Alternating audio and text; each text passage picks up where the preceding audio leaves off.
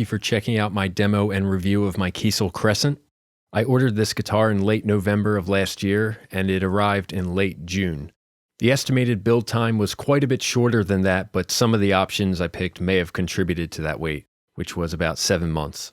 I'll quickly go over the specs. It's a chambered mahogany body, flamed maple top, roasted maple neck, rosewood fretboard with a 20-inch radius, jumbo stainless steel frets, standard neck profile, set-through neck construction, Kiesel locking tuners, and Luminlay side dots, which are on every Kiesel guitar. The humbuckers I chose for this guitar are the Kiesel Berylliums. I think these Beryllium pickups sound fantastic. They're definitely what I was looking for.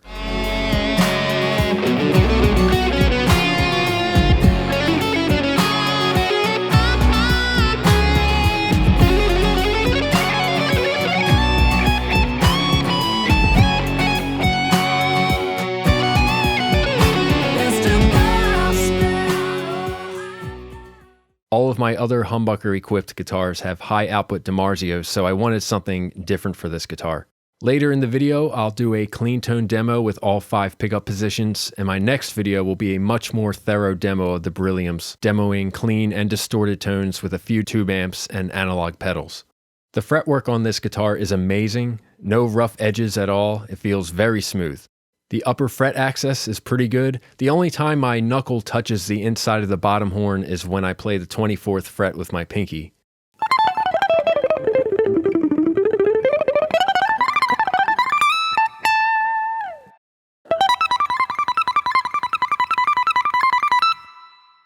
The access on my Ibanez RG and my Carvin DC-127 is a bit better, but this is still quite good. The neck stability has been great so far. I've had this guitar for about a month now and gigged with it multiple times outside in high humidity, and the neck hasn't moved at all. The quarter sawn necks and carbon fiber rods are 2 reasons I wanted a Kiesel.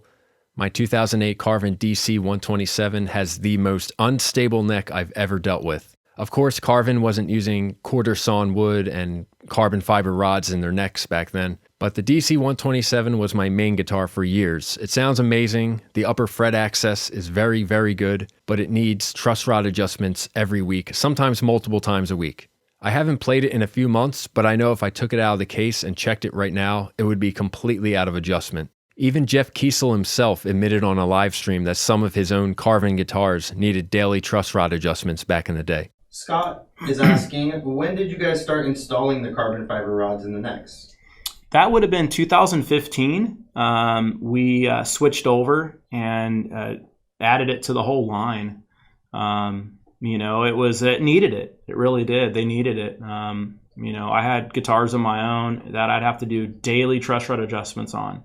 I like to hang my guitars on the wall, and I don't put them in a case, and I don't, they're not in the sun or anything, but they're open to the elements, and I don't want them to move. And so I just figured, you know what, if it's something that's bothering me, well, we need to do something about it. And so we invested in the carbon fiber rods. Now, some things I dislike about this guitar. I'll start off with the least problematic one. Here is a mock-up of my exact guitar on the Kiesel Builder. Notice anything weird? This is an Aurora blue stain, which came out looking like this. The day I received an email from FedEx letting me know a shipment was coming my way, I saw this photo uploaded to the Kiesel Facebook page. I knew this had to be mine because all of the other specs seemed to match, so it wasn't a surprise when I received my guitar, but I did check the spec sheet to make sure there wasn't a mistake. I looked around for examples of Kiesel Aurora blue, and I did find a few that were more greenish like mine. So I guess it just depends on how yellowish the maple top is. I don't know. I think for some people this would be an instant return, but I actually think the green looks really good. It matches well with the fretboard, so I wasn't too bummed out about it. Now for something that does bother me, the pickup selector switch is a bit loose in the bridge position. This is the most expensive guitar that I've ever bought, and it's the only guitar that I've owned that has a switch loose like this. It's not the worst guitar problem in the world, I'm just going to replace the switch. One last issue with this guitar was open string buzz on the low E. Anything more than a gentle pluck on the low E string would cause a nasty buzz that you can hear through the amp. Now, I am aware that there are a lot of players who don't care about this. People who mainly play with distortion probably would never hear this or would otherwise not really be bothered by it. The nut height is definitely on the low side of spec, less than 0.3 millimeters from the top of the first fret to the bottom of the string on the high E side, and about 0.3 millimeters on the low E side.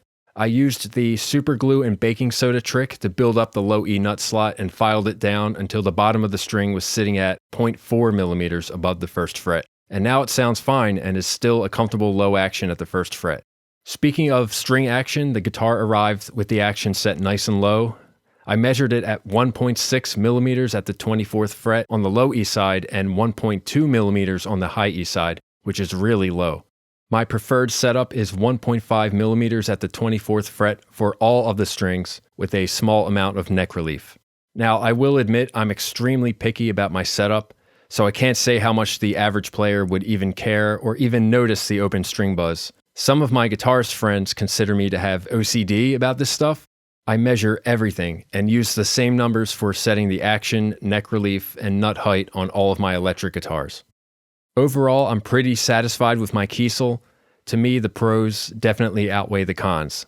The fretwork and neck stability is great, the sustain of the guitar is above average, and I love the sound of the Beryllium pickups. The tuning stability is outstanding, and that's very important to me because the band I play in plays 50-minute sets without pausing in between songs at all, so I'm pretty much playing at all times. The issues that I mentioned are easy fixes for me, but I can totally understand why some players would return the guitar for those problems after paying a lot of money and waiting about 7 months for it.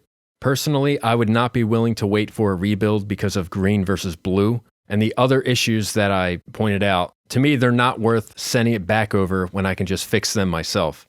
Anyway, here's a quick demo of the Beryllium pickups, and like I said, I'll be making a much longer demo of these pickups for my next video. Thanks for watching.